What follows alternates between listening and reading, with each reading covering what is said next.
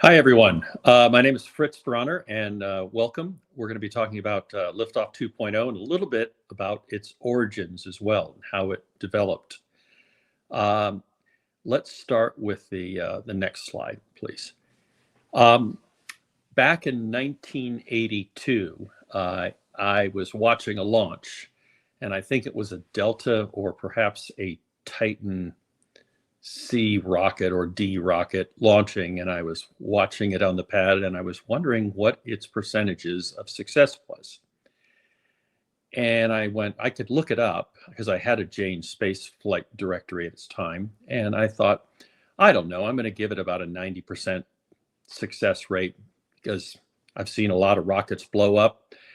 And I decided because percentile dice would be perhaps better with it. And I rolled and it was successful. And I watched the launch and it was successful. And then I realized, well, there's another sequence. I can do a whole mission about this. And that's kind of where the origins of the idea of the game and came from. And on the lower left of the screen, you can see the Task Force game publication in 1989. And that was a bit of a different type of game in its era compared to the traditional war games that were coming out, including even for task force games too.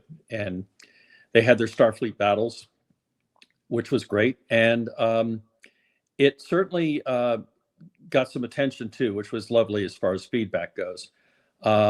Following the previous seminar that we just saw, talking about rights and everything, I managed to retain the computer rights. And I started realizing that this could be an interesting property for putting into the computer as well. And it was the time of the Amiga and the 1040 ST. And at that point, the PC was a little bit behind, and I decided to find a programmer. And we came to some agreements, and we decided, hey, let's put a demo together and let's send it out.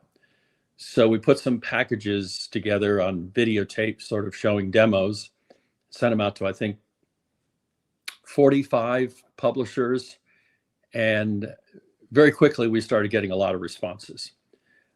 We ended up with Interplay Productions, and which, by the way, did another Star Trek property. And they talked about, well, how can we get a little more pizzazz for the name of the game? And I said, well, what if we bring Buzz on board? So we brought Buzz on board, and hence the Buzz Aldrin's Race into Space. There were technically two versions to it. There was the floppy and there was the CD-ROM. And the floppy had, I think, 24 discs. It was massive. It had animations. And what made that unique is I pulled from a lot of NASA and historical footage, including early flight operations of rockets launching and things like that. And with each step, you would get an animation, and it would be determined by whatever the results were. There would be follow-up animations. And it ended up being about 600 or 700 animations that was pertinent to the correct hardware that was functioning at the time, and to even the causal consequence effects as well. So it was actually using multimedia in its best form. And of course, it grew even better to go to full animations when we went to the CD-ROM at the time. And you have to remember, this was working on 386 and 486 computers. So it's still available. There is a dedicated group of shareware enthusiast programmers. One is named Leon, and a couple of other programmers have, we put it out there, and they have dedicated to fix all the bugs and make it operate on modern PCs and Macs. And it is available if you look up Race into Space, and you'll find the most up-to-date version of that. They just did a 2.0 of that, and it's out there. In that game, you can only play the US or the Soviets. In the board game, there were four factions. Originally, Liftoff Race to the Moon. On the lower left, it was the US, the Soviets, a Europa kind of fictional power, and an Asian power. And now we move on to 2.0, Liftoff 2.0, the board game. And I have been working on that for several years. I'd almost want to call it Liftoff 1.8 or something, because I've done so many versions of it. It has what most of the gamers have suggested from playing both of these prior versions: the extra grit and detail that they savor and enjoy. Both of them and 2.0 create a strong narrative. So if we can go to the next slide, please. And we talked about I was going to say, I'm going to talk about percentiles and the embrace of dice, and using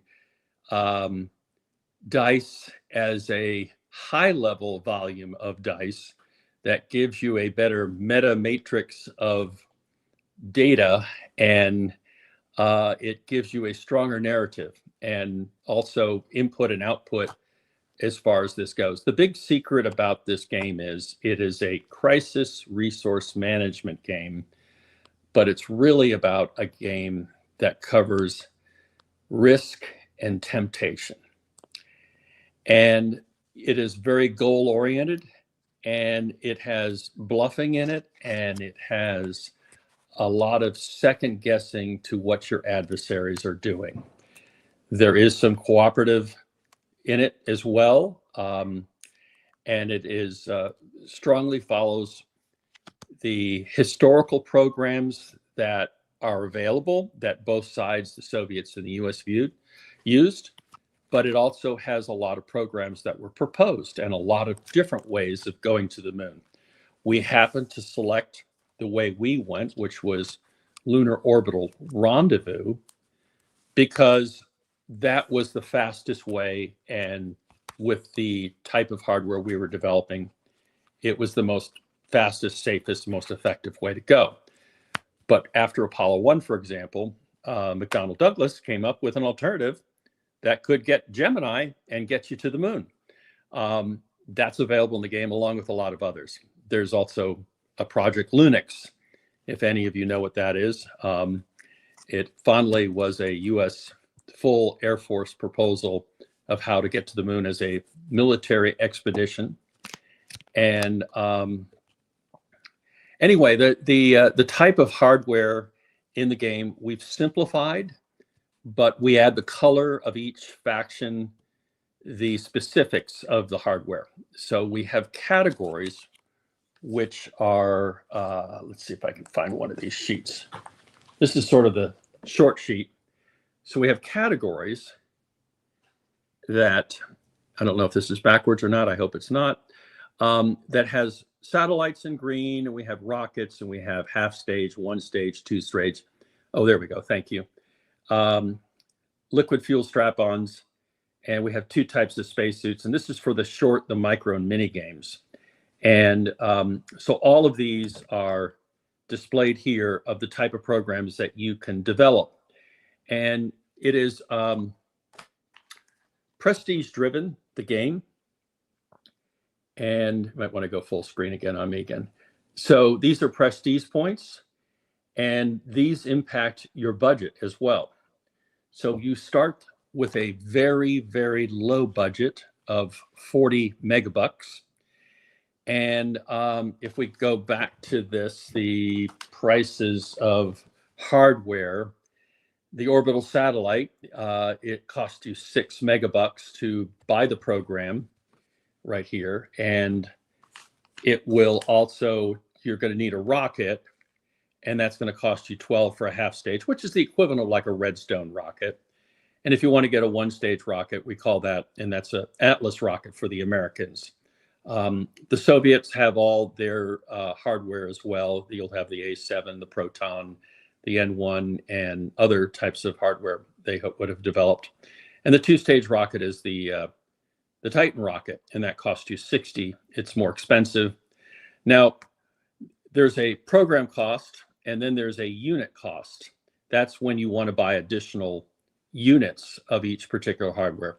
So if you purchase this, you're going to mark it off, put a little wet marker and put a check there, and I'm buying orbital satellites. And if I want to buy additional ones, it would cost me one. And then there's an R&D cost, because it starts, this satellite, and this is a technology-driven game and multi-project tracking game. This has an initial safety factor of 30%. So to backtrack and to go on to the PowerPoint, let's go to the next slide, actually. It all deals with percentile and percents. And there's tons of data out there showing how these rockets had a reliability level. And it's out there. You'll see, like, a certain rocket, it launched 47 times and it had 43 success rates, and it would be approximately, I don't know, roughly 92% reliable. And it was either they had booster failures or, all sorts of different detailed problems. And that was interesting too. And when I was developing the game, along with deciding, hey, let's roll for the launch for the rockets, let's add flavor. What goes wrong? Or is it a minor problem? Or is it a big problem? Or is it a catastrophic problem? Does the rocket launch? Does a rocket blow up at launch? Is it the range officer has to destroy the rocket? And this could be applied to every single type of hardware on every single mission step of a given mission. So I'm going to go over here to the reverse screen here for a second. And you can kind of see all these mission steps on the board game here. And let me get out of this for a second. So all of these steps are potential mission steps on a given mission. It's kind of a sandbox and what you're trying to develop with your goals you're achieving. And we have references to what steps you'll need to do to achieve certain tasks. So if I'm doing a orbital satellite, I'm going to go to the liftoff here, which I would roll against the rocket. And if it's successful, I would go to OIB, which is for the rocket as well, performing its upper task, getting it into orbit. And then it's a matter of getting the satellite into orbit and the satellite power on, which would be rolling against the technology of the satellite. So it's 3 steps, 2 on the rocket and 1 on the satellite. In contrast, if we're launching a human on a suborbital mission, it would be the rocket at liftoff, and it only goes up and goes down on a suborbital. So reentry would be on the capsule or mini shuttle or whatever type of spacecraft it has its reentry shield, and then recovery on the capsule, or if it was landing, the mini shuttle would go to shuttles over here.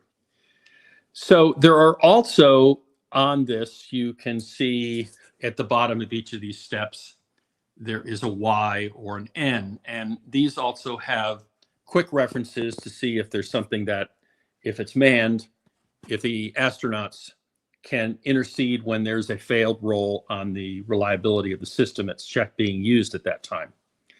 So it's really elegant. I mean, obviously, if the spacecraft is in space, you're going to be rolling against the spacecraft. You're not rolling on the rockets. They've already been discarded.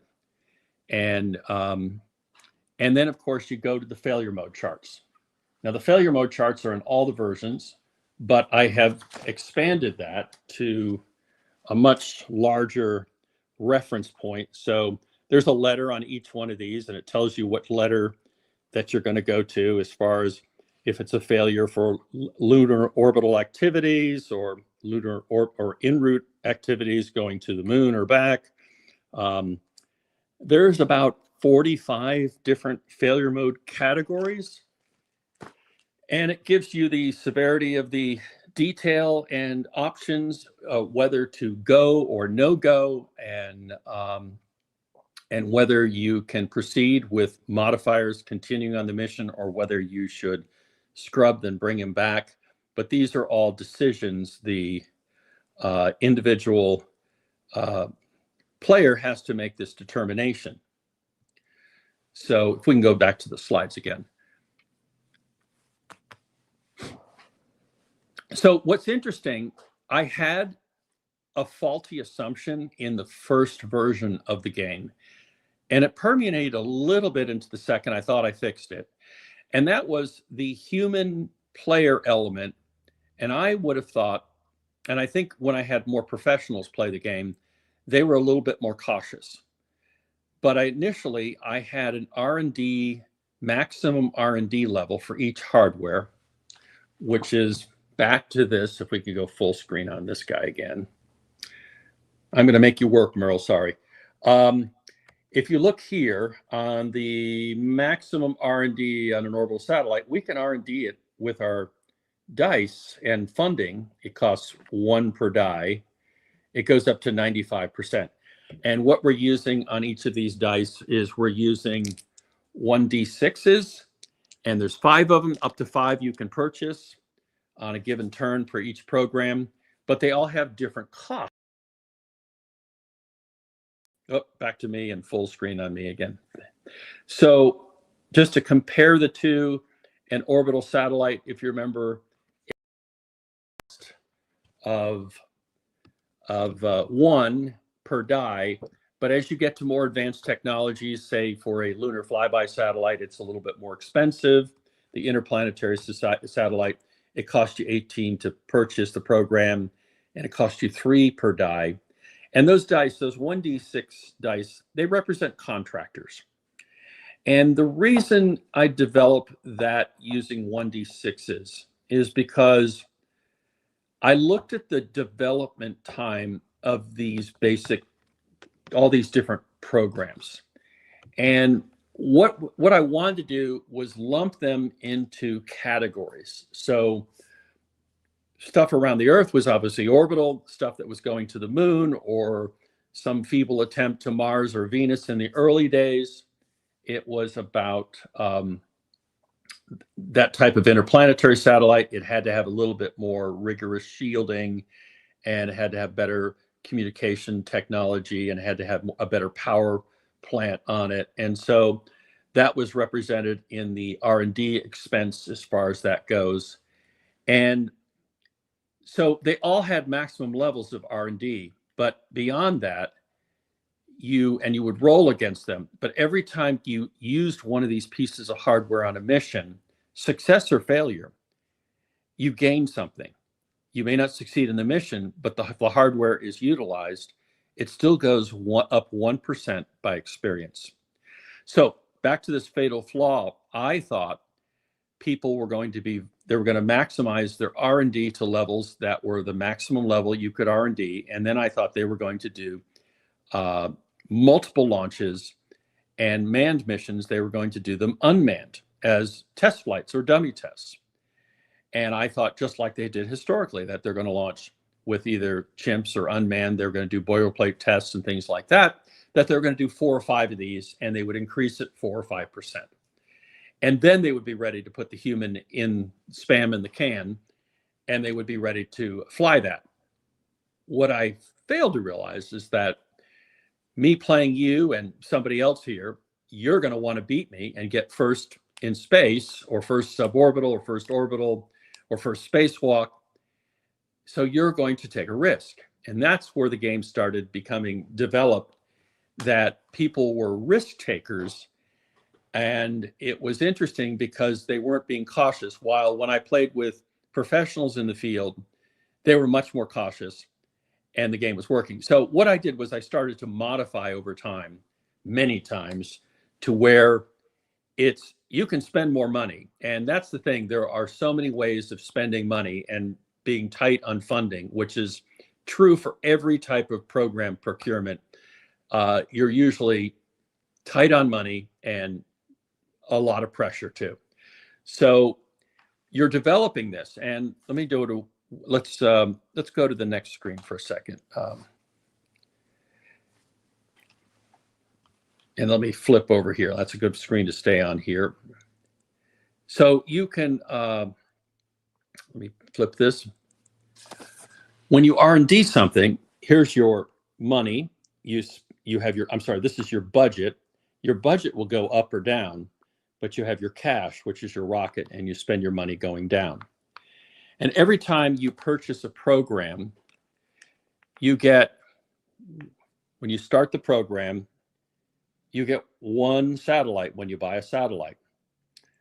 So this has the program costs, this has the unit costs, this has the R&D costs, and also note this has a weight or mass in simplistic form. On the bottom, it shows its initial starting safety factor, the maximum R&D in the middle, and the maximum safety factor on the right.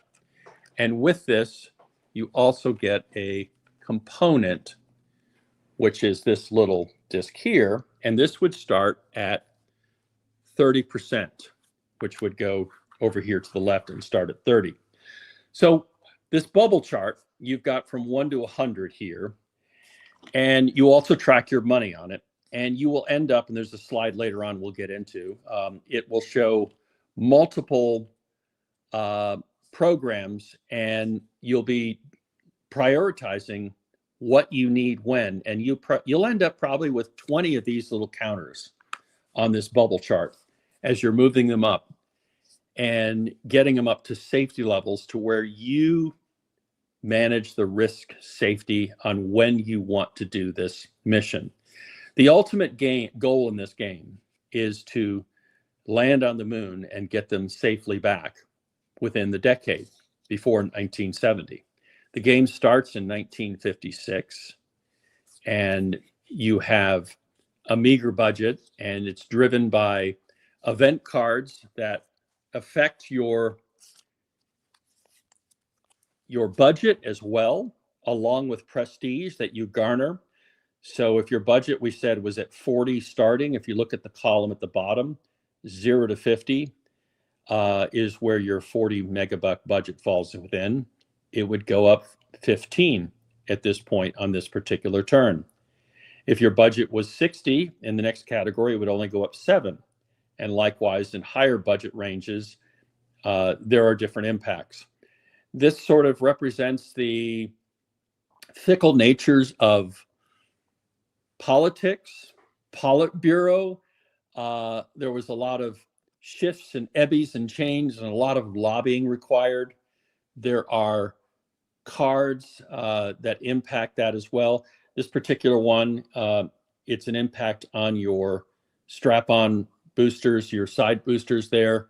That is only, it drops its normal lift capability is 1,000, and it adds weight to a rocket, but it's dropped to 500, which is an impact there because it's not performing as effectively. Another point on this card is that it is a, I just pulled it away, it is a river card, which is where the R is, and you can have up to 3 of these river cards, and so until you eliminate it, this detriment to this particular hardware program stays with your program. And so you're dealing with your side boosters. They're not as effective as you had been advertised. And so you may have to look at other procurement of other rocket programs that can have more lift. So some of the other cards, just to go over this, there's, let's see if I can get focus on this. This is a situation where your most advanced rocket safety is impacted this turn because of the freeze. And if you're using your most advanced rocket program on a given launch, you would have to either go with this at a minus 7% deduction on your safety factor, or you could scrub it as far as that goes. There's additional funding. There's situations your nation's leader will give you additional funding. A lot of these are based on historical events that did happen. There are suppliers that can't deliver capsules in time, or contractors that are delayed. You can only get one, or even your rocket fuel. We're agnostic about the type of propellant you're using. We simplify that to the lift capability. So we simplify it. We use a very generic lift capability of numbers, and we don't talk about whether it's methane or it's liquid hydrogen and oxygen or things like that. We just sort of look at the lift capability and the results. In the core game in 2.0, just like in the original game, everything is symmetrical. All the hardware and everything works out that everybody's one-stage rocket has the same statistical data. But when it moves, and I was going to say the game becomes asymmetrical by the impact and encounters and situations you have, so that you create your own history of troublesome rockets or great technology that surged through. If we go to, this is the core game here, and there's a lot more hardware, as you can see here, an alternative. So there are, in 2.0, we've added additional spacesuits. It used to be just a generic spacesuit. We've broken it down into pressure suits, EVA suits, and lunar EVA suits. We have also added, because we wanted to be flexible, additional hardware for trans stages from leaving Earth orbit to going to lunar orbit or to other planets. We call them kickers, kicker A and B. The B has more ISP mass. It weighs more. It carries more. It can take 2 large spacecraft payload out of Earth orbit to lunar orbit. And there's one that's also a modified lander, which covers all the steps. If you categorize these into sort of nuggets, it pretty much it ended up covering every conceivable type of proposed hardware out there. In the rocket program, we have, as you can see, the 3-stage, including the Mega, which for the Americans is the Nova rocket. And for the Soviets, it's the UR-700, which was their Mega rocket by Chelomey, as far as that goes. Okay, next slide, please. Let me pop back here and go back to front camera here. And okay, so in this game, it deals with creative mission architecture. You end up looking at the prestige and the prestige driven of this, and you want to garner these prestige points, which will help in turn give you more funding and support, which raises your budget to be able to afford to buy more expensive things. The prestige, back to here again. Let's go full screen here just for a moment. Thank you. You have manned space mission, which can encompass orbital or suborbital. And then there's manned orbital. So you could conceivably, like the Russians did, skip the suborbital. They seriously considered it, but you could play the way they did and skip that and do their first man in space in orbit, which means you would get 24 and 16 if you are first. And that's a huge, stunning political, along with impressive maneuver. Now, along with the game that I was developing, and also to sort of bring realism, but also handle this correctly, there are strategic mission order as far as this goes. And this is the historical way, and there's reasons why we had this as a path, because for years, this was studied and this was assessed, and this was for 30 years before we actually had spaceflight. But the first was orbital satellites. And if you skip an orbital satellite in this game and you decide to do a manned suborbital, it's minus 4% on every step of the mission. Now that seems cruel, but that also is kind of realistic, because you're not sending anything up into space and learning anything from experience by it. So you really have a great unknown, and you're putting human lives at risk because you don't know how much shielding you really need, or you don't know how communications are going to work. You don't know, I mean, really anything. You're working really in the dark. You're taking a risk. So you should probably go for these. And these are the low fruit, easy prestige things to go for too. So there's a reason for the order. It's a normal technical progression. So the orbital satellite is the smartest thing to go, and it's also the first thing you can get for prestige points, it's only 3 steps like we showed earlier. And all of these steps, so this also prevented the game breakers and people who said, oh, well, I'm just going to skip all these steps. Well, good luck. Statistically, if you look at this, plus there is just a little disclaimer, if you don't cover duration and docking and everything else, there's other additional modifiers. So your first mission out of bat, you want to just spend 8 years or 10 years developing, and you decide you're just going to fly to the moon like a cartoon, it's just not going to work as far as that goes. So the game, like I said, starts in 1956. There are 2 turns a year, 2 seasons, fall and spring. And let's go on to the next slide, please. Yeah, that's good. There are, as you can see on the bottom, that's the calendar. And on the bottom, and each of those little squibbles inside, you can see some Greek symbols of planets. Those are actually the launch windows when there's optimal times to send probes to Mars or Venus or other planets too as the game progresses. This particular game covers from 1956 to 1980. I have designed a prequel to this, which is dealing with sounding rockets, animals, critters, and X-planes, and it deals with potential progression of whether to go ballistic or X-planes. It deals with X-15Bs and the proposed X-15C you could try to develop. You can do air launches off of B-52s or the equivalent for other countries. It's kind of fun.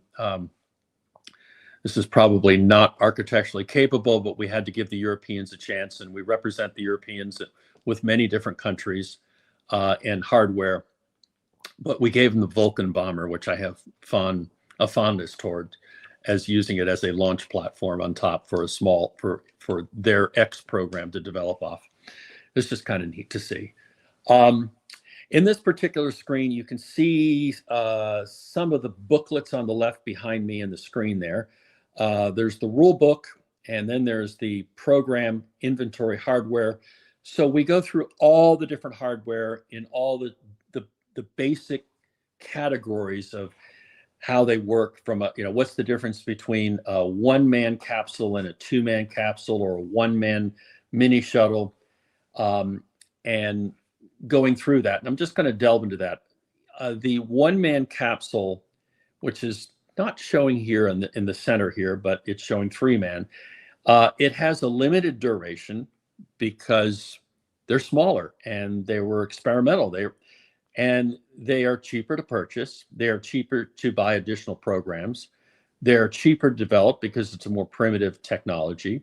They weigh less.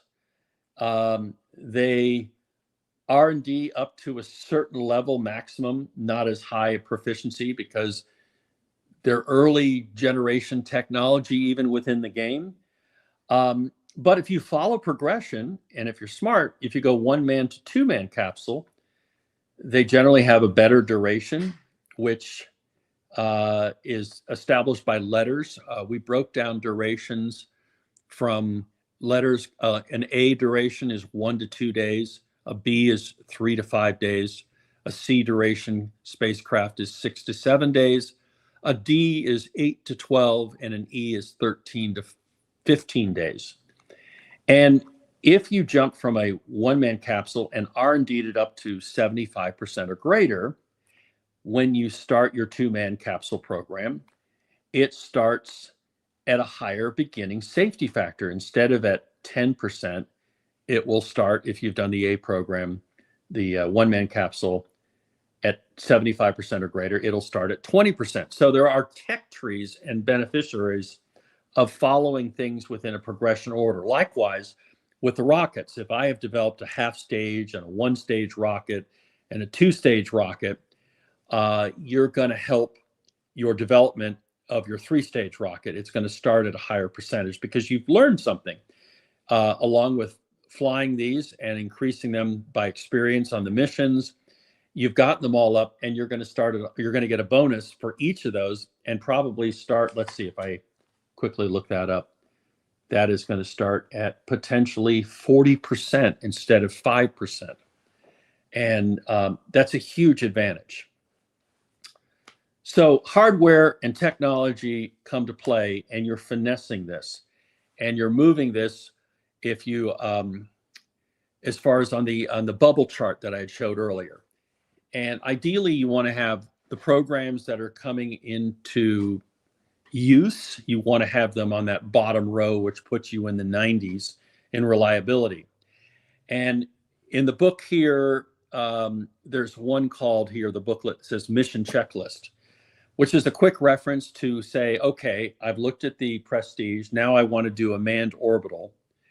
And so it's going to tell me in the mission checklist, a manned orbital here. And it quickly will tell me how many steps are involved. And I'm going to open this book here, for example. Here we go, manned orbital. So it has liftoff, orbital insertion burn, orbital activities, deorbit burn, reentry, and recovery. And if you look at the next category, the safety tests, the first two, liftoff and OIB, are using the rockets. Now, I will point out too, at liftoff, if you're using a rocket and a booster on the sides of this, whichever one is the lower safety factor is the weaker link of the chain. So you're going to roll against that, the lower safety on that particular step. So if a rocket is at 92% and your side boosters are at 88, you're going to be rolling at 88%. And then the OIB, you're going to be rolling the upper portion of the rocket to get it up into orbit. And then the rest is all your spacecraft. And this applies to every type of spacecraft you have. These are the steps you're going to do. And then on the side here, let's see. Yes, you can see the astronaut saving throws. There are certain steps the astronauts can intervene. No on the rocket OIB, but yes and yes for activities and deorbit burn. No on reentry, there's not much they can do. And yes for the landing if it's a mini shuttle. Not much can't do much if your chutes don't open on the parachute deployment. So those are the tests there. Now, just because you don't have a astronaut intervening on that, it doesn't mean it's a failure. But let's talk about what we added in the astronauts. And this is an improvement we added in the computer game. Astronauts have skills. And I will show you one here, for example. Now, stay on me. That's good here. Astronauts have skills. And I just pulled one out really quick here. This is a astronaut named Bull, who is actually a historical figure. You have the capsule pilot skill, which is a 1 for this individual, LEM pilot, docking, EVA, and endurance. And above there, you see hero, you see the number they are, and you see you have openings here for flight and date. Now, the date is, you would write something if there's event cards. You could have an astronaut gets injured. So you have a date where they're going to recover in spring 62. So you'd write down a little S62, and that way you know when you're moving the calendar, they're available to get back to flight status. They could be injured. It could be that same date there. A hero status is if they do a space first for their country, being their first in space, doing a spacewalk, anything for their country, it gets them as a hero status, which also every time they do a flight where it clears the tower, it's considered a flight. Even if it's aborted, it's considered a flight. You can put a little hash mark there and they have flight experience. So what you have, and then of course with their skills, you can also send astronauts to advanced training. And advanced training in each of these categories costs additional money, and it takes a period of time, and then you roll a 1d4 and you can increase it. You can't go over 4. So ideally, you're going to have a skill, say, capsule pilot at 4. And if you make them a hero, through pluck and luck, they get 2 points for being a hero. And if they've done, say, 2 missions, that's another 2 points. And also, when you buy that program, when you started it, you also got that round counter and you started where its safety factor is. You also get a little wooden block with 1 through 4 numbers on it, and you roll a 4d10. I'm sorry, 1d4, and it's up there on the top of the screen there, the Sims, and you roll your Sims. In the classic game, it's 1 special die for everybody. In the expansion games that are asymmetrical and have historical accuracy, the Soviets were known not to have, they've had very simple analog simulators, and they were not as good as the NASA, the Americans. So they get a little bit of a modifier negative on their rolls. They can develop sims. I mean, for example, their LEM pilot program training was, they were using helicopter auto rotation landings that were adjusted to operate as their LEM would. We had the lunar vehicle, experimental vehicle, if you remember, that Neil Armstrong almost luckily punched out 2 seconds before catastrophe. It was extremely useful, he said, to fly that, to get the, because it was adapted to 1/6 gravity. And regardless, anyway, every one of these programs and every one of these activities has a simulator. So if you're doing an EVA for spacesuits, all that EVA work where they're doing in the Vomit Comet, or they're on a side and they're doing 1/6 gravity, or docking is a skill they can increase. So all of these skills you add up, and at maximum, the core level, it's about a 60% chance you can add up to about 12 points on a 1d20 on that, as far as that goes. And we use a 1d20 to determine that. And as they get more missions, it can go up. And at higher tech levels, which is something for expansions, they can increase it too, as far as that goes. But it's impressive because the astronauts can actually intervene and save a mission. So if you had a failure on one of these mission steps and the astronaut intervention does not succeed, then you go to the failure mode charts. And this is the heart and soul of the game here. This was giving you the gritty flavor text of details of how bad things can be, and a range of possibilities on every single step. I looked at a lot of failure mode analysis on the US and Soviets.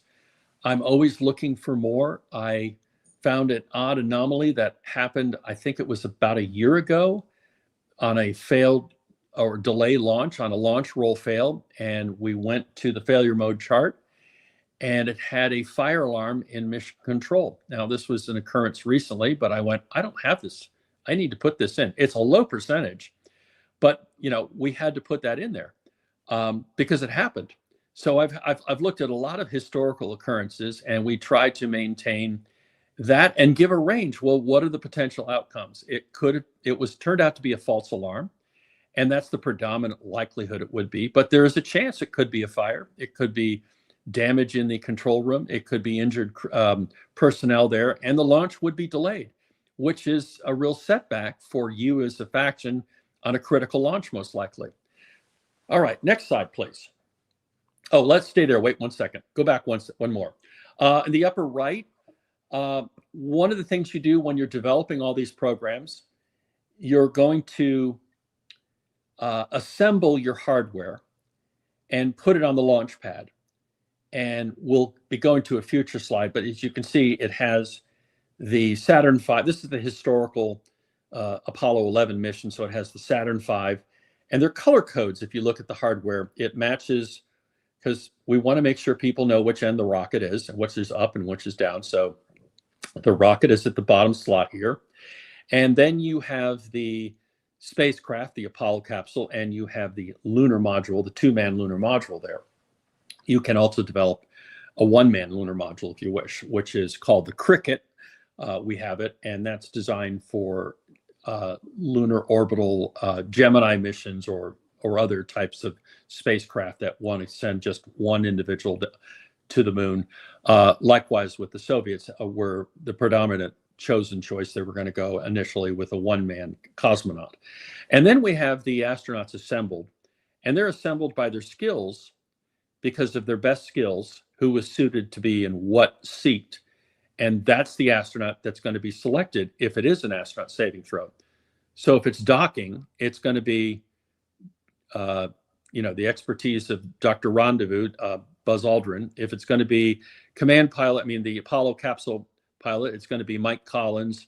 And flying the LEM, it's going to be Neil Armstrong is on the landing for that, is skilled as far as that goes.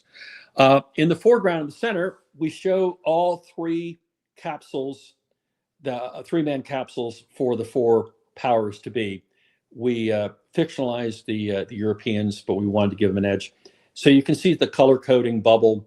It shows three astronauts, and which tells you it's a three-man craft. And likewise, we have the Chinese version. We went with the Chinese fictionally here in this era because we wanted to engage that, interest people because they are a viable player. It used to be a generic Asia, but we wanted to sort of implant them here. And they're actually following a rather historical approach to going to the moon. So this whole game here is in 2.0. In the core game is, like I said earlier, it was 1956 to 1980. It is Tech 1 era. And after that, if you see some of these lines, they go off the game map because there are expansions and they deal with higher tech levels, and they bring us to up to the year 2000 is Tech 2. Tech 3 brings us up to 2025, and Tech 4 is 2026 to 2050. And that was one of the big changes for 2.0, was to redial all the data so that it dovetails in with expansions without having to make any real modifications. And what's interesting about this particular system is it's very, very agnostic to categories. It's very easy to add new types of hardware in, and they fit in. And I was going to say I've got a whole sheet of expansions. Let's go to the next slide, please.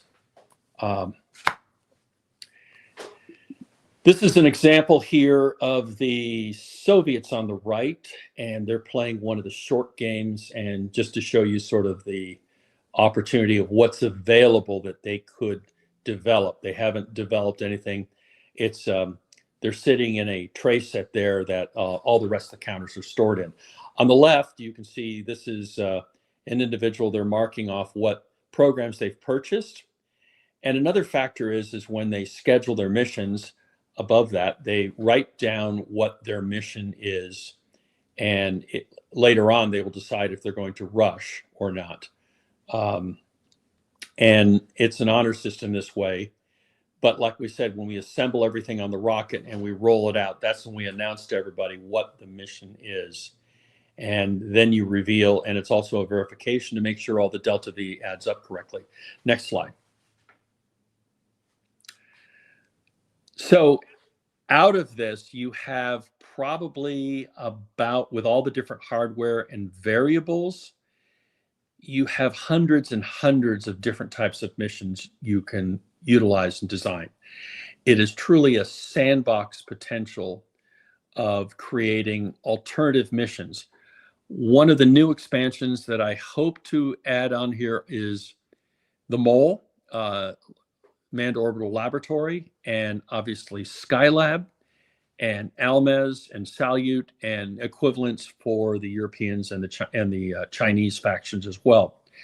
They offer alternative ways of going to the moon. Imagine if you had a MOLE that has a 30-day duration, that with a kicker, you can send it in a docking module or docking hub. You could put that into lunar orbit. You could have series of several one-man LEMs attached and do sorties on the moon with Gemini spacecraft going into lunar orbit, docking with a manned orbiting laboratory, which sounds vaguely familiar to Gateway. So anything is capable in this. As a matter of fact, you can compare these to many alternative ways to the moon. So let's go to the next slide, please. This covers the booklets here. The failure mode chart, which I had mentioned, it copiously has gritty details on percentiles of subcategories and subcategories that you roll and roll, and you have determinations on many of them that you can go or no go or scrub the mission at this point, and hopefully bring your crew back home. Everything in this game is simultaneous, every one of these phases and steps, except the missions, which the missions bring incredible interest and excitement, and probably some not so kind wishing of your opponents. They'll be nice and polite, I'm sure, superficially, but underneath they're probably hoping you fail, which makes it a very, very interesting, tense game. Next slide, please.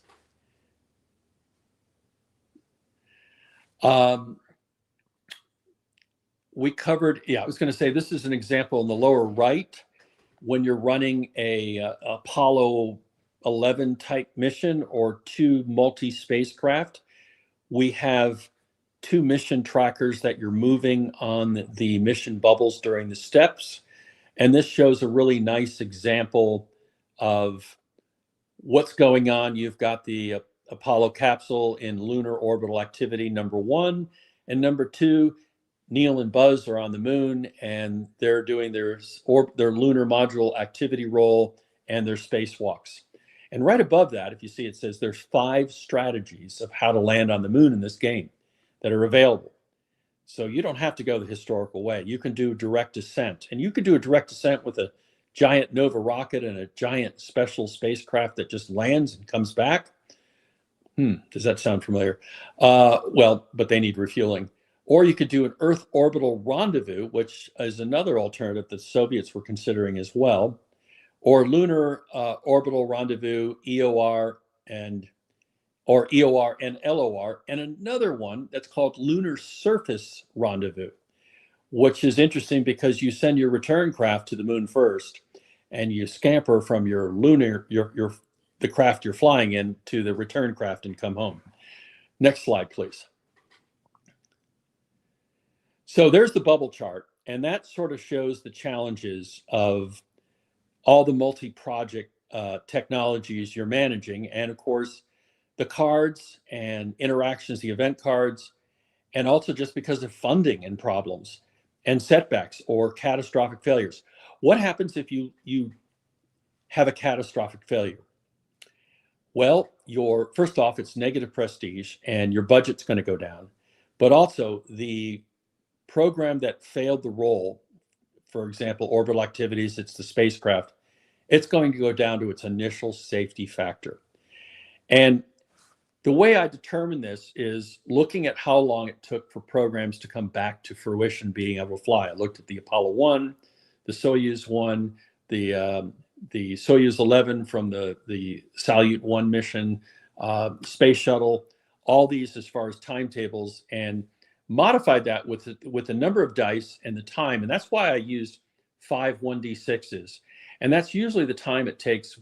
It takes about 25 rolls. Remember, you can do 5 at a time per turn, about 25 rolls to get your program up to flight ready safety factor status, which is about 2 to 2.5 years. And that's generally most programs in procurement as far as that goes. Okay, next slide. Hoping we get to one with the future missions here. Let's go to the next slide because this one covers it. Yes, this shows stacking for the mission. Each country you can purchase. You start with 1 launch facility. You can purchase additional launch facilities, so you can launch 3 launches. And there's an event card driven event that you can add a 4th facility. And there's also an event card that allows you to do surge launches, double the amount. You can launch up to conceivably 6 or 8 launches in a given turn. Very expensive to do, but that's how you can. This is a Chinese version here, and their crew is assigned. And simplistically, each of these have weights, mass. So the Senju, the capsule there, has a weight, and along with their LEM there, and the capability of the rocket has to be able to carry that, and it can't leave Earth orbit unless it has a 3rd stage, which it does in this case. Next slide, please. This shows a variety of some of the specific hardware available that's localized to the faction to give extra color. We have the Soviet different types of spacesuits available, the different Soviet spacecraft on the lower left here, the Vostok and the Voskhod here. You can see there's like a little letter B at the bottom that's showing its duration. And if you notice in the blue bubble there, it shows it's a one-man spacecraft. You can have female astronauts in this historical game. We do follow sort of the lexicon and terminology of the era because it was the Cold War and it was politically driven. It's an event card and it's a political choice, and it does get you enormous prestige if you happen to get the event card and your leaders see forward of that. On the upper right, that is the Black Arrow British half-stage rocket that got a satellite into orbit, and then they canceled their space program. But it was a beautiful design rocket, and they could have developed so much more. And there's herein over there on the far right of the herein rocket. And of course, this is one of the other Soviet designers on the lower right. It's Yangel. In the advanced expansions, we have Yangel, Chelomey, and Korolev as separate design studios, and they can compete against each other. Next slide. This shows the stacking again, and you can, like I said, placing astronauts in the right seats, especially when they start to be veterans and they have lots of flights and they're heroes. They have higher probabilities of getting through any snafus on your mission choices. Next slide. As I'd mentioned, it is a simultaneous play for all the steps except the missions, which we go into a sequential order, which is determined by launch order.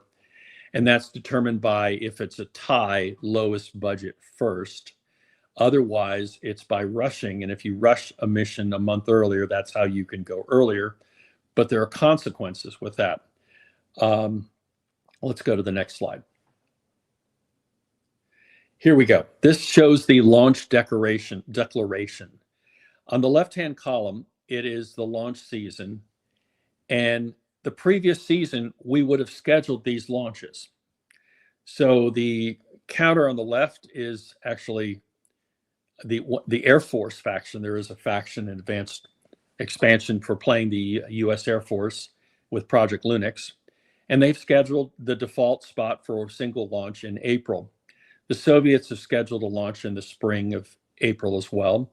And the US player has two launches, which defaults in spring. Launch 1 is in April and launch 2 is in May. As I'd mentioned, you would have written down on your mission declaration sheet what these missions are, but the rest of us don't know what these missions are specifically. All we know is you've got something going on, the rest of the players. And we don't know what it is. It could be the same mission we're all trying to get to do the first spacewalk. And we all want to be first, but we don't know what it is. It could be a lunar flyby mission. We just don't know. And as we move, so before we launch these in the spring, we have to schedule future missions. So this is the interesting point. Do you go conservative or do you go aggressive and build your mission steps to a more advanced mission to get you more prestige and build upon that progressively? Or do you play cautious and say, I'm going to do the same one over again? Now, you are able to downgrade or cancel missions, but you can't upgrade, because back then in Tech 1, you can't upgrade. You're going to be spending all this time for the mission itself and saying, oh, suddenly we're going to do this. That's not capable as far as that goes, because it takes months to plan, and everything, and software and coding and everything else that goes along with the mission. There's just no flexibility that way in Tech 1. In later technologies, there is that potential. But for now, you can't. So here we are. The Air Force has scheduled future missions, and we're thinking maybe next fall, as the Americans, we want to schedule a launch, and it would default to October. So now we go back, we say, okay, we've scheduled future missions. Now we go to the missions at hand. If you notice the little card up there, it says launch season above it. In the spring, it says, because this is the turn we're in. Okay, so now we're going to determine, before we determine launch order, right now, then we have an opportunity to secretly write down in that area we wrote our mission and what definition is and what we're going for. There's a little box that we're going to write down for rushing. And everybody secretly writes down a 0, 1, 2, or 3. So now everybody, and I recommend, and I always explain, write something down, because if you don't, then we know you're not doing anything. So most people, let's say the Air Force guy writes a 0, and let's say the Soviet guy writes a 1, and the American for the S1 writes a 1. So that means the Soviet and the American are going to move up to March, and the Air Force guy on the left is going to stay in April. Now we have to determine, well, who has the lowest budget order? Because they both launched 1 month.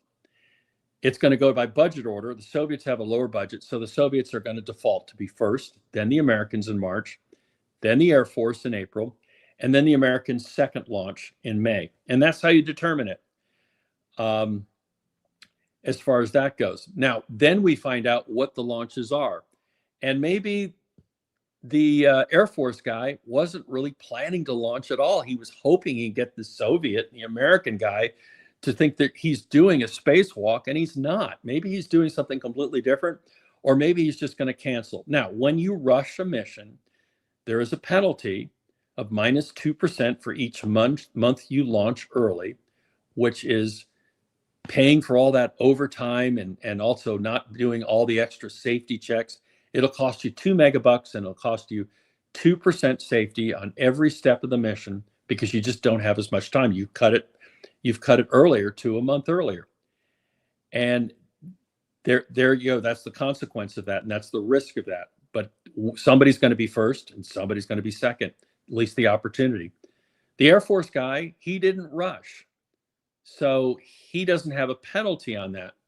Now, if he wants to cancel it, he's going to take a -3 in prestige, because he did announce a mission and people are disappointed. Well, why didn't you launch? Well, maybe because his R&D roles when he scheduled it the previous season, it's not ready. So he's going to have to cancel. So it's a game of bluffing and counter bluffing, and on a specific thing or completely different topic, and misreading somebody as far as this goes. And this is a very, very interesting dynamic. The more launch facilities you have, the more default earlier windows you have. So if you want to buy an extra launch facility, it gives you an earlier window because you have more flexibility. It gives you an earlier window, but it costs money that way. It's another money sink as far as that goes. Of course, rushing is another way. It's cheaper, but it costs you safety. So you rush a month, costs you 2% safety and $2 MB. The other guy, he's doing 2. He may get an earlier window, not even by rushing. So you have to weigh that in and decide that. Then there's also other cards too, that this is a new element that is not in the computer game. And I'm going to switch over here to settings and back camera. Actually, we'll go front camera. That's fine. So Merle, if you can go to my front camera here, full screen here. So we have something that's called, these are enhanced safety. And this is a special card. If you notice, you can cost you 10 megabucks, and it's for reentry for an enhanced heat shield as far as that goes. It gives you a bonus of 6%, but only on the reentry phase. It also, I checked it off for the one-man capsule. You see there's a little black mark next to it, but it's going to add weight of 50 to my capsule, which deals with the rocket you're launching with. Do you have a powerful enough rocket to carry that? Because there's another one here that gives you an enhanced parachute package. But it also, and I've checked the one man, and it weighs 50. So that's 100 now.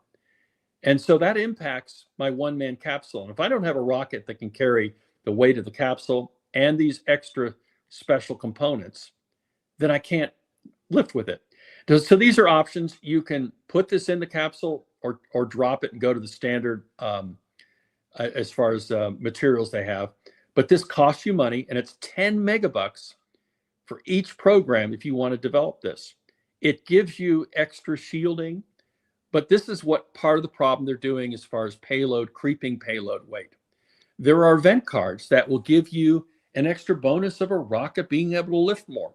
So maybe these things will come in really handy, and it's an insurance policy. It'll cost you 20 megabucks for these two things, but it gives you an extra 6% on the landing as far as recovery for the capsule and or the reentry for the capsule or mini shuttle. And of course, we have a special one for the mini shuttle for landing for having advanced avionics package and things like that.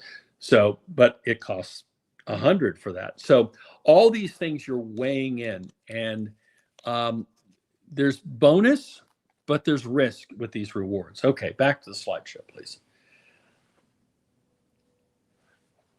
So the lower right there, you can see the simulators as I was talking about. The white die is the core game, and then the red die is the advanced rules for the asymmetrical Soviet historical player, and the blue one is for the NASA asymmetrical historical. The Americans have slightly better technology. Their rockets don't lift as much, but things are more reliable. The Soviets have more brute force lift capability, but their safety factors are shaved a percentage or two. So they have but their stuff is cheaper too, though. They also start the game on a slightly higher budget, but they have a budget cap on the ceiling side. So they have a nice little edge in the beginning of the game, but things get a little ragged playing historical Soviet with that. So they have to be a very good player to succeed. And over here is the, as I'd mentioned earlier, how to improve your astronaut skills. And this costs you 3 megabucks for 1.5 years. Put them in these programs, and then you roll and you increase their potential skill set in that area for their skills on their saving throws. Okay, next slide.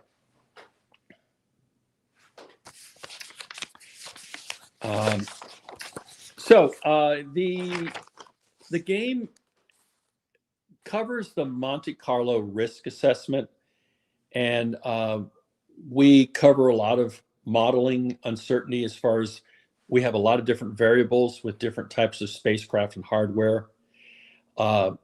We've run this as a simulation thousands of times in the early game as far as that to offset that, along with tens of thousands in the computer game. And I've probably done over 1,000 as far as play tests in this game as well. We've also studied outcome analysis to look at the likelihood of different outcomes. And we've done sensitivity analysis and looked at the scenario analysis of this. There are decision trees, and also likewise there are tech trees that give you different decision courses and possible consequences. And mainly, we've got hazard. We've looked at the complex plans and existing process to identify and evaluate problems that may represent risks. We've also studied a lot of the failure mode analysis in several books that are mentioned on that, potential failures and everything, which gives you a narrative. This game is really role-playing hardware. If I was going to compare it to D&D, you have your characters and you're building up your skill sets and you're going to send them off on little adventures. You're getting this hardware, you're improving its their safety factors, you're assembling together to send them off in their space missions for prestige. Instead of gold, it's prestige. And success or failure as far as that. And likewise with the astronauts, you get a very, very rich narrative and flavor and tense. I've had many professionals play the game and said that I feel like I'm in the seat deciding whether we should go with the mission or not go. And it's very, very tense that way. And it's all the point to get human decisions and looking at all this material, and it's not a complex system as far as that goes, to expand it. You start with low budgets and you increase over time. The results, you probably average between 90 and 110 megabucks a turn. You play with the best options you have available based on the budget and the circumstances. Because there's so many different ways of considering, you may have to take a slightly more risk approach, which the Gemini capsule is a great spacecraft. It's a pilot's machine. A lot of the astronauts favored it as their favorite spacecraft ever. Even over the shuttle, they enjoyed it. Just have a fond memory of it. And they really felt they could go anywhere with it. But does not quite have as many redundancies as, say, the Apollo spacecraft. And the Soviets would say the same thing, likewise. Both historical factions, and like the game as well, it happens with human behavior in this game, feel pressured in having to get that next phase and get the three-man craft that they're trying to get them to the moon for the moon missions, to get it going early. And if they were both a little more cautious, they could have perhaps avoided catastrophic failures. It's interesting. Both went through that situation, and it was resulted in tragedies. This is a game also about overcoming failure. Space is dangerous. There's a lot of failure potential, and how you overcome it. So the rewards are very, very satisfying as well. Let's go to the next slide. More examples of different hardware and Americans. We'll go to the next slide. This shows a little bit of the failure mode chart and how detailed it is for manned launches and unmanned launches, and how they might impact your launch facility as well. Next slide. There's a solitaire scenario to this. You have up to 1 to 4 bots with different difficulty levels that you can play against. As far as the faction goes, you can play as 2 humans and have 2 bots to play. They're leveled. I made the Americans the toughest opponent because they actually won the historical scenario. So they are the most robust and toughest opponent to play against as far as the bot. And likewise, you can play with, as far as the easier level to have an opponent when you're first learning your skill sets for the game. There are short game, medium game, long-term, and midpoint. You can start the game, and it's a very adaptable way of expanding to other scenarios as well. Next slide, please. One of the little mini expansions from this after the moon landing is the capability of doing, with whatever way you went to the moon, of utilizing it perhaps to go to a manned flyby of Venus or Mars, which with the advanced Apollo program, we had serious considerations of doing that. And the Soviets actually did too. I've got a lot of material from a lot of declassified material from the Soviets. A lot of it, astonishingly, in the last 5 or 6 years, there's just treasure trove of more information always coming out. Next slide, please. These are some of the expansion add-ons of the game that there's actually more than this that I've designed. Some of these are about 50 to 80%. Some are 90% designed. They just need refresh of artwork or things like that.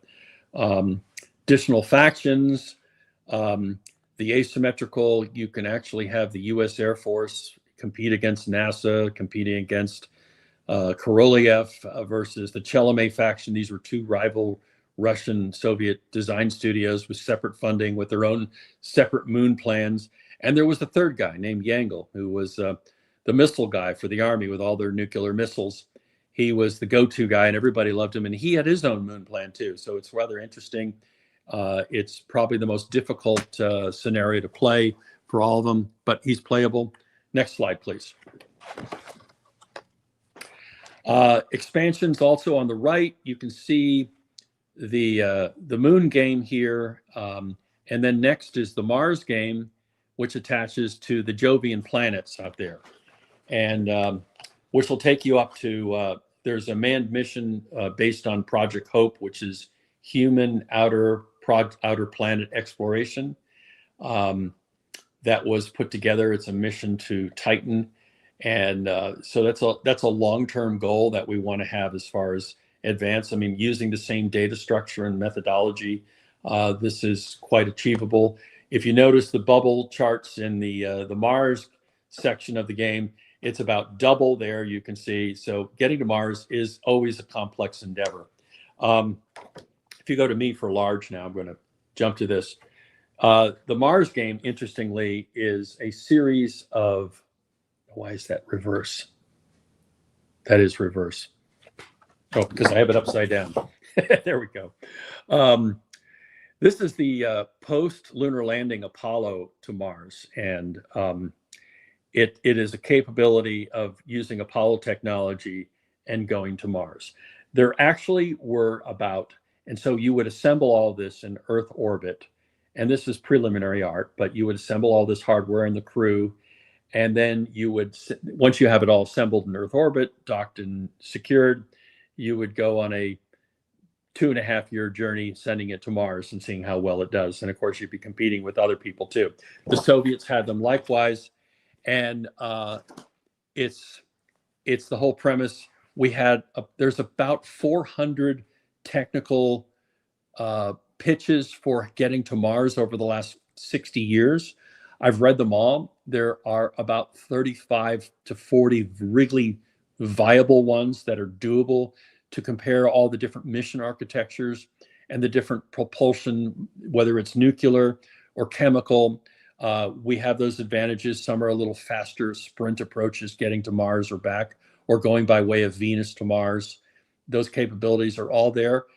And it will have different tech eras, so you can compete in the Tech 1 post-lunar landing, in the late 70s going to Mars, or you could use the technology and the architecture from Tech 2 or Tech 3 or Tech 4. I've run for example, the SpaceX hardware, Dragons and different types of Dragons that were proposed. And that's how adaptable all of this is, including all the different Starship, different architectures, and even their development, which is a different type of development. It will be by running missions after R&Ding to a certain point, and then you run the missions in a series of flight tests, such as any test flight program, in a series of sequences and trying to achieve that. And it's been a great data. It's going to be interesting because I think I'm close to where they are now and what I was predicting, and the number of missions, hopefully to get orbital and then hopefully to get a lander. And it will follow that with different ranges, and whether you want to skip a step or not as far as aggressiveness or not. Next slide, please. So that all blends very, very well. We're looking also for the game, we're looking at miniatures as a possibility with magnets so they can actually snap and dock together. Everybody loves miniatures and they look absolutely striking, obviously, using them on the board. It's actually been a great study tool to have all this. I have actually, through the graces of a good friend in Eric Anderson, who has made 3D files for everything in the game. And they're going to look, if we ever get to print them all, you can actually do a lot of different experimentation, just linking ideas, and you come up with different mission architectures. It's extremely useful to use miniatures, or even the page deck showing the way of going to Mars and everything, of putting different hardware, because it is interchangeable with different components. So it multiplies the different number of options and permutations. Next slide. And these are some of the products that I've worked on.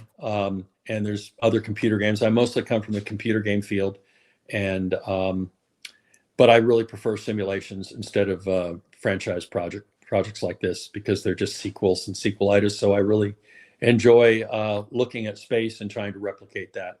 So any questions? I know I've run over a little bit, but Happy to answer any questions. And next slide, please. And that's a little bit about the previous games out there on the Liftoff franchise. And we're hoping 2.0 will be a Kickstarter at the end of this year or early next year. From now till then, we're working on promotion and getting the word out. And if you have any questions, I'm happy to answer. So I'm going to come on stage because I want to put some of these in context. Sure. Here's one of the early ones. This one's from me because you talk about alternative programs. Yes. You know, how did you assess the probabilities and the costs of programs that were not chosen in reality? Well, that's a good one. For example, Project Linux, like a 3-man mini shuttle or a 1-man mini shuttle, which was developing on the lifting bodies. We had to make them, it's a more complex program. I really had to just do balance and tried to look at something as an historical parable of that, whether it's a shuttle and what are the challenges of the heat shield and issues like that and how long it took. It really had to be, and also the development time cost too. Once you made it is a more complex system, for example. So, and also what type of leap and where it would fit in the tech tree. So, and I did look at their own projections of when they thought these programs would be ready, because they had their own, you could say somewhat optimistic sometimes, but there is wonderful NRO declassified material now that talks about manned operating laboratory and Blue Gemini, which is, there's also McDonnell Douglas has some decks that were found in the dumpsters, you know, and saved and just thrown out years later. And with Blue Gemini, which that's another scenario as well, putting different types of defensive tools on its holster sides, along with Soyuz 6, which was another militarized spacecraft, and having a scenario on that. So you have to sort of look at the challenges, look at their pitches of it. It's funny because some of these, until I discovered it within the last 10 years, I had something, I called it different, but it was the same thing 35 years ago. And that's the astonishing thing. We need something in this little niche right here. And it should be something that does this and this and this, which is really what they call these trans stages as far as now in moving, and what we're looking at getting things from Earth orbit for Gateway and getting hardware out there. There's tons of stuff in budget requests too, so you can ratio that.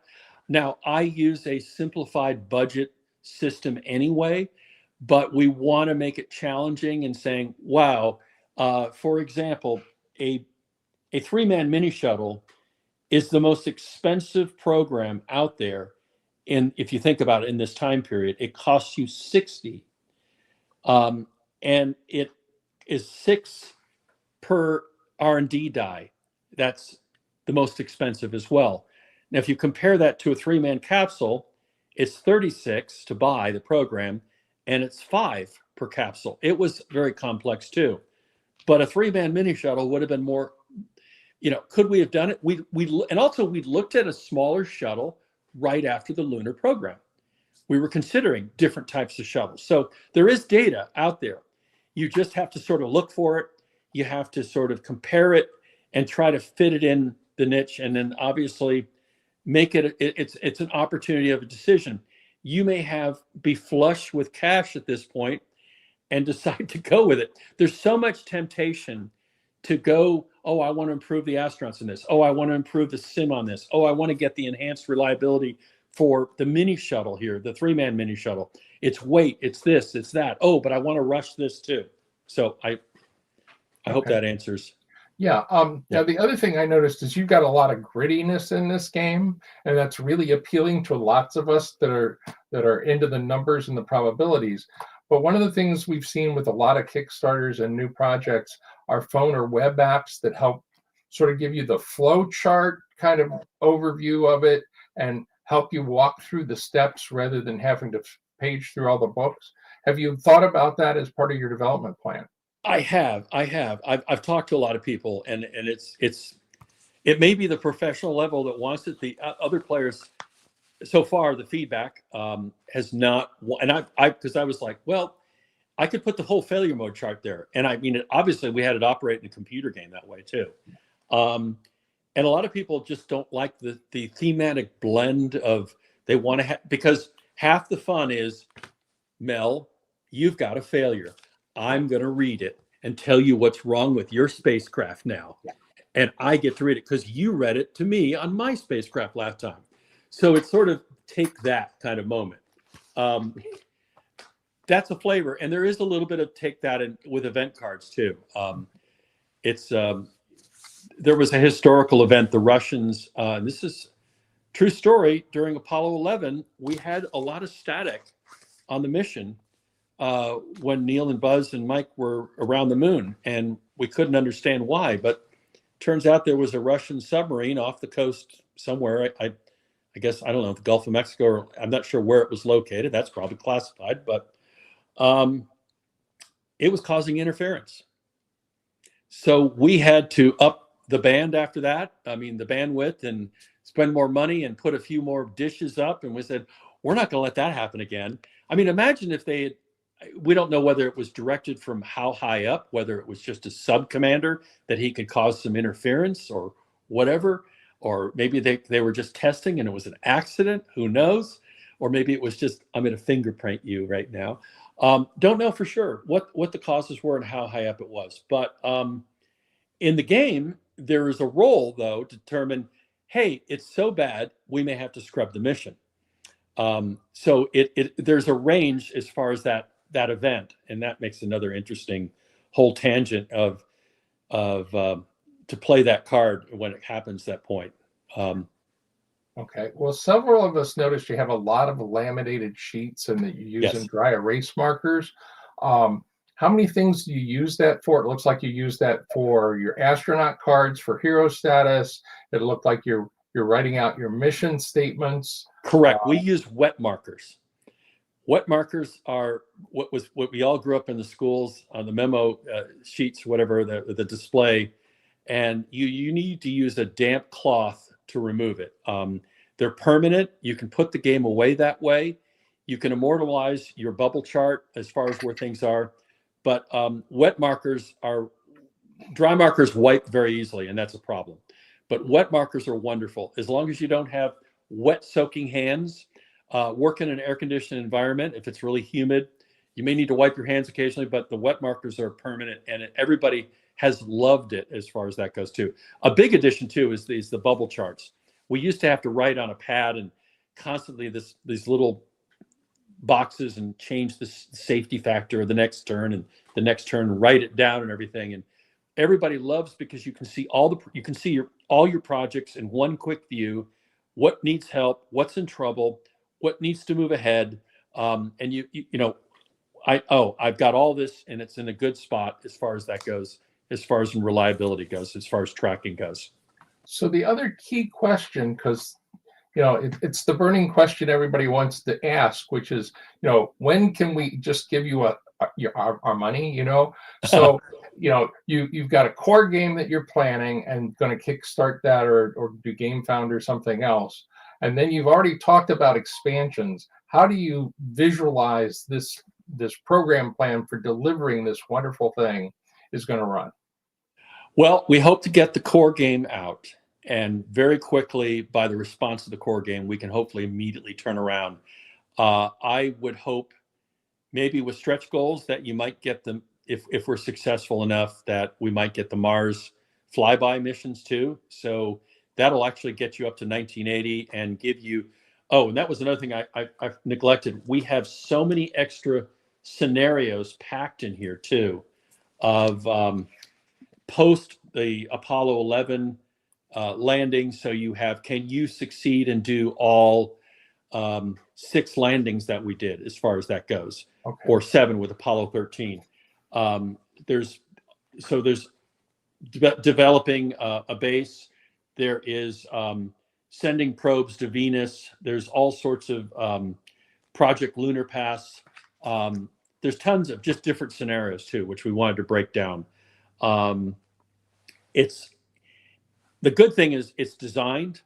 Most of them have their artwork done for these expansion factions.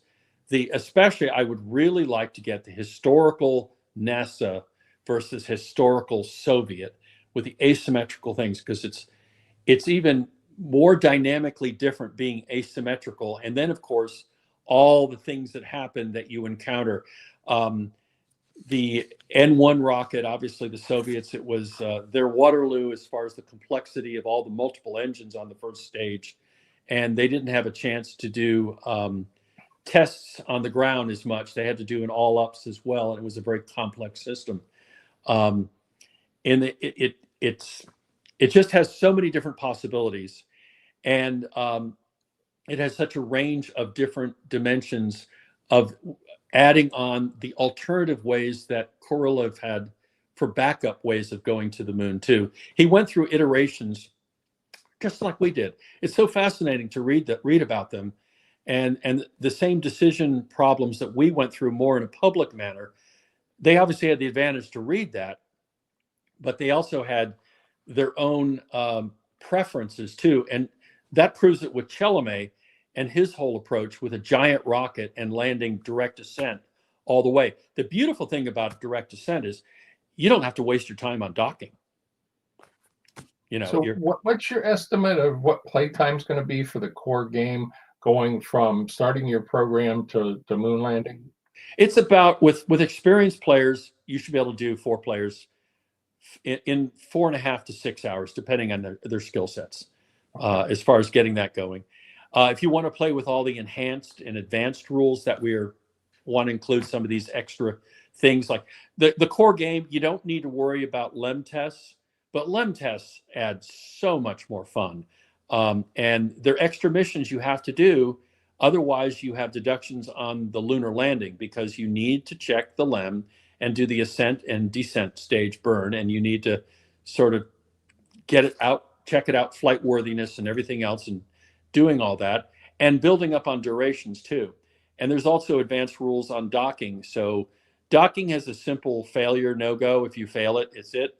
The enhanced rules, you have the astronaut saving throw on it. And then it has like uncooperative dockings. It has all this near, or, your drift, near drift, far drift. I mean, all the terminology, I've followed it and researched it, and it gives you so much range to where your spacecraft is drifting and there's a collision. Is it a hard collision? Is it, and now is something damaged? And also, of course, there are rescues. And that's a lot of fun. Of course, if your spacecraft is stuck in space, you get first chance to rescue it. And if you can't, then it's a matter of lowest budget first gets to try to rescue your guy and get prestige. But the cool thing is that there's no penalty for attempting a rescue, catastrophic, even if you die, because you're doing it for international good reasons, and everybody gets prestige out of it. But it is an exciting experience. I mean, in real life, the odds are not as likely to be able to quick assemble and do things unless you have a mission on the pad ready. But this is where it's a little bit like Maroon, the movie Maroon with David Jansen and Peck on the launch pad, where they rip up the countdown launch sequence. Half of the book is just torn apart. Just rip all this. We'll skip these steps. That saves us 16 hours, for pre-flight checks. Let's go. So it's a very, very exciting moment to be able to try to rescue somebody. And we've done it many times too. And it's quite thrilling. So speaking of the excitement, one of the questions about astronaut survival, because you implied this, was how do you incentivize people to keep those astronauts alive on reentry? Because you showed the heat shields and you showed the parachutes. I've modified the data since Liftoff 1.0 and Barris, Race into Space. Those were a little. those were a little harsh. And because we have, and since then, we have had, unfortunately, a horrific, catastrophic reentry demise. We have, obviously, in real life. But statistically, looking at the data and everything, it is still, if you fail it, there are some subcategories that you roll again. There's nothing you can do, just like happened in real life. But it's a little more benign, and it's so hopefully that there are also, it used to be kind of Kerbal killing a lot of astronauts in like Kerbal space for 1.0. It is now more no-go or automatic scrub because of flight procedures. This mission is scrubbed. You need to bring them home. You can still kill them on the way home or lose them, but you need to bring them on the way home. The mission's aborted. You need to bring this, you're going to fly once around the moon and bring them back. Apollo 13 can happen in this, scenario can happen in this. It's fascinating. We've had it. It was like a shocking parallel playing it too. And it's nail biting, just like the movie too, because you're like, get these boys home, get them home, please. Part of it is too, we have just not the likeness. We just have a historical name and a last name, no rank, whatever. But we have all the cosmonauts, and actually, I've talked to various authors, research Mike Castlewit on that. We had a lunch 20 years ago, which he gave me some different skill sets for the different cosmonauts, what they were best. Each one was best at, which one they were used more for this.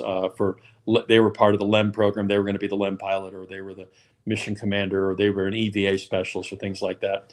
We've added a lot of European names, some test pilots also.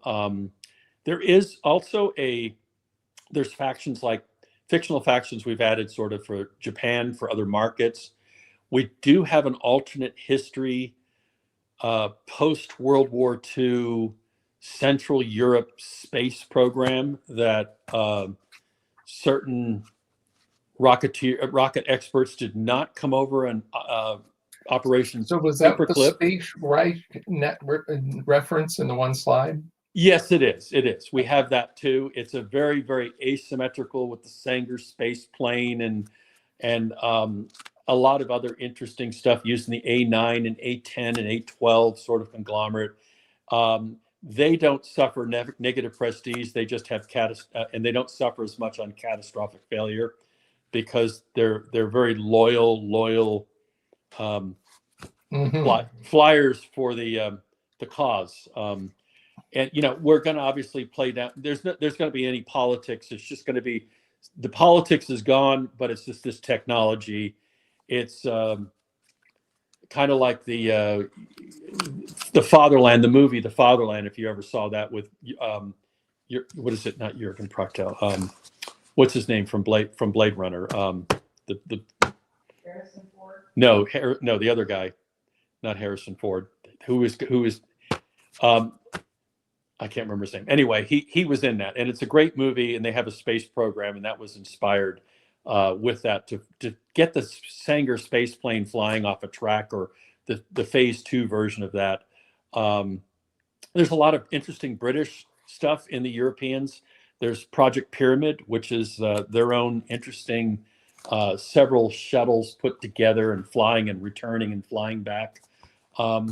It's a very open, just like Kerbal, it's a very open architecture for designing additional hardware and bits and pieces that fit in and putting in the costs. It does take a little bit of dialing and going, this one's not quite right. I mean, we do want to favor slightly the historical approach in most situations because it is the most logical way to go. But when you have different circumstances, which probably happens 40% of the time, you need to be flexible and try some other way and have a plan B. And that's really what it's take, because there's 3 acts to this story. There's getting early into space and just getting people in orbital flight. Phase 2 is docking and duration and spacewalk and lunar flyby, because there's photo recon. You need to get to the moon to get safe landing sites, or if you don't do that, there's negative parameters on your landing for the moon because you don't know where it's safe to land or anything like that. And even then, you run into a boulder, you got to move the limb like Neil had to do. So there's the mid phase, which is all that docking you're building up or duration, and you're deciding, I'm going with Gemini, or I'm going to go with a more advanced craft with this afterwards, or I'm going to plan another operation behind, another plan B, another program. And then it's the moon program doing the lunar pass, the lunar orbital, and the lunar landing, and the lunar orbital LEM test there too before you land. So that's Act 3. And every one of them, it's building upon all this technology and all the tech trees too. And there's advantages sometimes with the tech trees that drive you certain ways too. And you may just have terrible R&D on one program. And that's often what happens in real life. You have a program that's just not getting there. They're like a large rocket that takes 20 years before it flies. Okay, so we had a couple questions related to the budget process. Yes. One had to do with, do you level set that for purposes of the game? And there was some indication in your discussion that there are things that would cut your budget and increase your budget. Okay, because this is what, do you get the same? No, you don't get the same megabucks per turn. There is every event card, there is a slight budget change. Now, you only get a new budget in the spring, but the budget moves around, and when you get the budget payment, so it may say, oh, your budget's going to go from 40 to 60 in the spring turn. I got it at 40, I have cash of 40, but my budget went up 20. And then in the fall turn, it says, oh, your budget went up another 10, but I don't get more cash then. I only get my cash payment in the spring.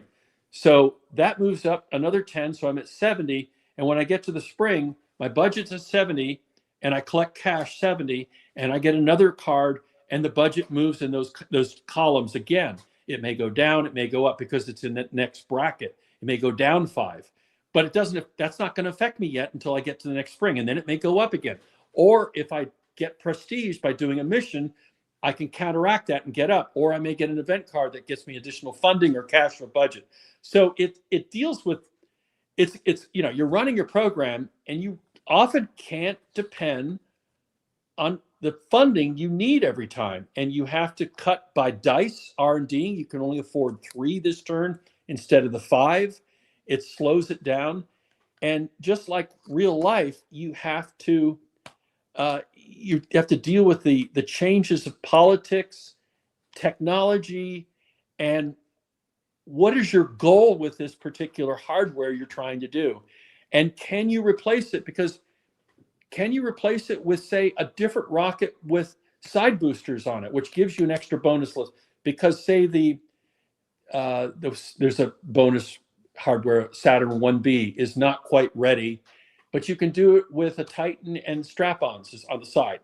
And that gives you pretty good lift. And maybe you were planning to do it with a 3-man capsule, but that's too heavy. But you can do that because you've got the 2-man capsule, and you're going to use the enhanced safety on the reentry or something like that. And that's the interesting thing too. In the advanced rules, you need to have the upgraded heat shield coming from the moon with a 2-man capsule, whether it's Soviet or US, because it's coming in at a higher velocity. And that's going to cost you more, and that's going to be more weight. And of course, project weight creep is one of the big problems too. So you're dealing with delta V ratios. A lot of rocket guys like it for that. It deals with that. It deals with orbital mechanics that you need a stage. And that extra stage, if you're using a kicker, has its own weight that you're going to have to lift up. And you're going to have to either link it up in orbit, or you're going to have to carry it with a big, dumb, larger rocket and get it up there too. So there's just tons of variety to decide which way you want to go with this. Okay. We had somebody ask if, because you've got all these nice little plastic models, if you're going to have files available for 3D printing. We might, absolutely. We got to get the game out first. I'm hoping I can get a couple in the game. That's a good question. But I definitely want to get it out. The core game first, obviously. We also might want to just release the 3D models as a separate entity itself, because they'll be so cool to paint and have, and as a unique item just to have on your desk or your shelf as well, because who wouldn't want to have all this hardware, especially with the magnets docking and everything else. And it's interesting because the Soviets especially had a lot of things reverse by first logic that you think wouldn't be. It would be turned around this way. And it's just interesting how they like, for example, the ascent descent capsule of the Soyuz, it's below the orbital module. And so it all, if there's an abort, the whole system has to go up and then separate. There was a lot of talk of putting the ascent descent module on top, but then they'd have to have an access point through their heat shield, which they didn't want to do like Blue Gemini or with the mole. So they talked about that and they said, no, we're going to do it this way, the way we'd ended up doing. Chinese probably went through that discussion as well. And it's worked for 30 years. So obviously, and they have obviously an abort system so that if it's an abort launch, they separate at a high enough altitude, and then you have the parachute system operating. We've had an American astronaut in one of those situations too. So that occurred. So another suggestion is, because we have these people that are history buffs as well as gamers, are you going to have something that explains how the actual programs worked in terms of the game? Yes. As a matter of fact, in the strategy guide that I have in here, it lists the steps of history of the mission results, and in game terms, how those prestige points work, positive or negative. And it's really interesting, the shift in the change of where that happened. And also, we even have in here terminology, how to speak like NASA, as far as mission control banter when you're running your missions with everybody else at the table, which is half the fun. So this is if you want to go to full page, this is history, and it's put into USR, US points and everything else. And if I look here, we start to tighten up the race in 1968. The Lunar Surveyor 7, the lunar probe landing, the Soviets are leading 109 to 107. And then Zun 4, it was a lunar test flight flyby pass. But I also hit them with Gagarin getting killed. That was a negative prestige. That would have been an event card. We've played, and by the way, all this data modification, I have played this with several other players playing very cautiously and smart, no risks. We have gotten to the moon. I went direct descent, and I got there in October 1969, direct descent. And the other player got there, and I was doing Air Force, and they got there with Gemini in November 1968. And if they had had any setback, the Air Force would have beaten them, but history beat. So the shift came with Apollo 7. That's the change.